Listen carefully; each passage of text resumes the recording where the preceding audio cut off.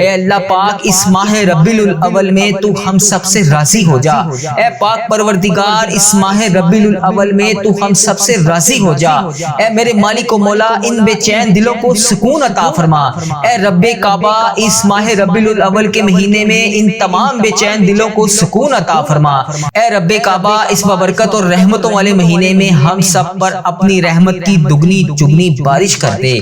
اے اللہ اس ماہ ربیع الاول میں ہماری چاہتوں پر کن کا حکم کر دے۔ یا اللہ اس ماہ ربیع الاول سے ہمارے والدین، ہمارے اہل و عیال اور تمام مسلمان مرد اور عورتوں کی تمام پریشانیوں کو دور کر دے۔ یا اللہ اس ماہ ربیع الاول میں جن جن کے والدین اس دنیا فانی سے رخصت ہو چکے ہیں، اے پاک پروردگار اس ماہ ربیع الاول کے بابرکت مہینے کا واسطہ ان کی مغفرت کر دے۔ اے اللہ انہیں جنت کا حقدار بنا دے۔ اے اللہ انہیں بخش دے۔ اے اللہ انہیں جنت کا حقدار بنا دے۔ اے اللہ نبی پاک صلی اللہ علیہ وآلہ وسلم کا دیدار نصیب فرما دے۔ اے اللہ بالخصوص میرے دادا ابو، میری دادی ماں، میرے نانا ابو، میری نانی ماں، میری خالہ اور میرے ماموں اور اس ویڈیو کو دیکھنے والے کے جتنے بڑے بزرگ جو اس دنیا فانی سے رخصت ہو چکے ہیں، اے اللہ ان کی قبر کو ٹھنڈا رکھ۔ اے اللہ ان کی بخشش و مغفرت فرما۔ اے اللہ ان کی قبر کو جنت کے ہزار باغوں میں سے ایک باغیچہ بنا دے۔ اے اللہ ان کی قبر میں نبی پاک صلی اللہ علیہ وآلہ وسلم کا آنا جانا کر دے۔